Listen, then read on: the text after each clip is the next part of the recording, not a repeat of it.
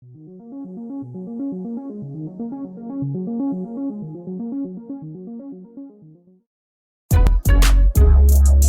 people reviews stuff.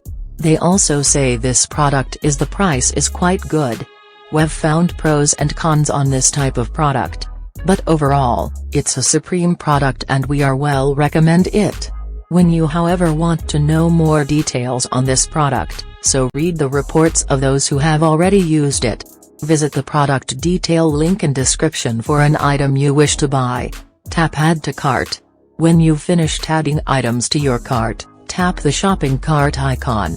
If you need to edit the items in your cart, tap save for later or delete next to the item in the cart. Tap proceed to checkout and follow the on-screen instructions. Review your order information and tap place your order to complete your purchase. You'll see an order confirmation screen when your purchase has been completed.